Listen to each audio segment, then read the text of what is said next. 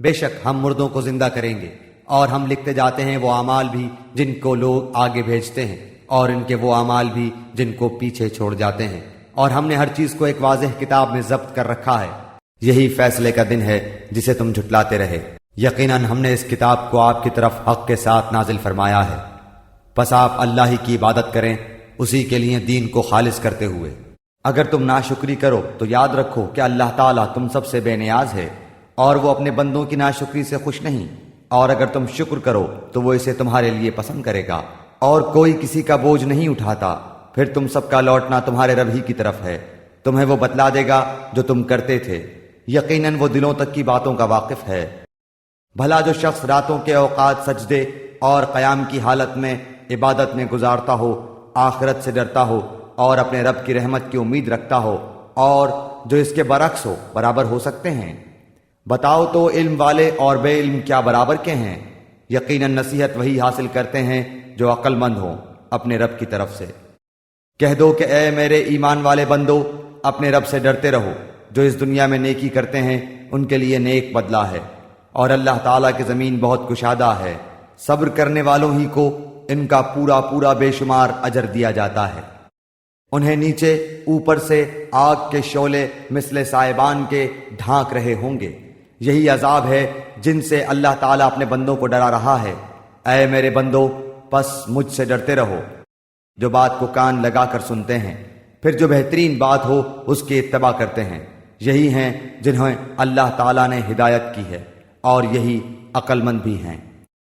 اگر آپ ان سے پوچھیں کہ آسمان و زمین کو کس نے پیدا کیا ہے تو یقیناً وہ یہی جواب دیں گے کہ اللہ نے۔ آپ ان سے کہیے کہ اچھا یہ تو بتاؤ، جنہیں تم اللہ کے سوا پکارتے ہو، اگر اللہ تعالیٰ مجھے نقصان پہنچانا چاہے تو کیا یہ اس کے نقصان کو ہٹا سکتے ہیں؟ یا اللہ تعالیٰ مجھ پر مہربانی کا ارادہ کرے تو کیا یہ اس کی مہربانی کو روک سکتے ہیں؟ آپ کہہ دیں کہ اللہ مجھے کافی ہے، توکل کرنے والے اسی پر توکل کرتے ہیں۔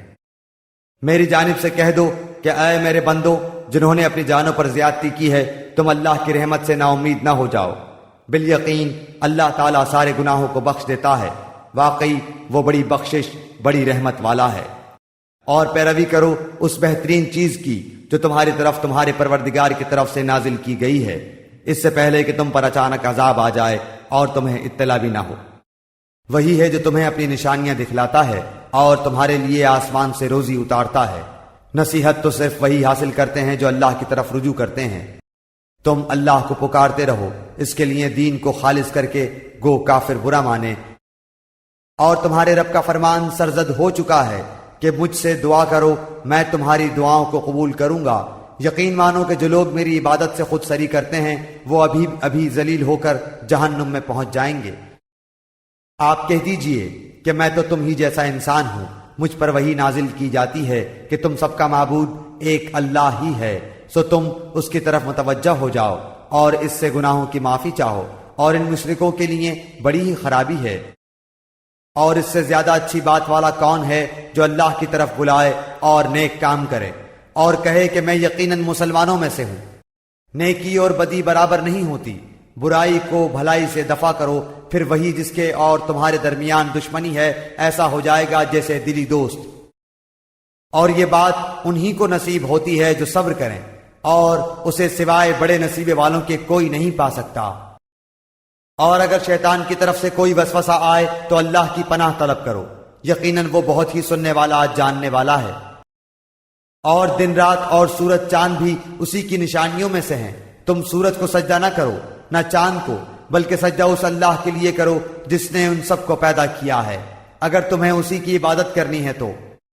اللہ تعالیٰ نے تمہارے لیے وہی دین مقرر کر دیا ہے جس کے قائم کرنے کا اس نے نوح علیہ السلام کو حکم دیا تھا، اور جو بذریعہ وحی ہم نے تیری طرف بھیج دی ہے، اور جس کی تاکیدی حکم ہم نے ابراہیم اور موسیٰ اور عیسیٰ علیہ السلام کو دیا تھا کہ اس دین کو قائم رکھنا اور اس میں پھوٹ نہ ڈالنا۔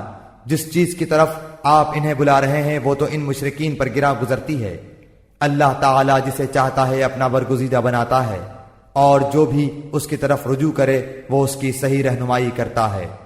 اپنے رب کا حکم مان لو اس سے پہلے کہ اللہ کی جانب سے وہ دن آ جائے جس کا ہٹ جانا ناممکن ہے۔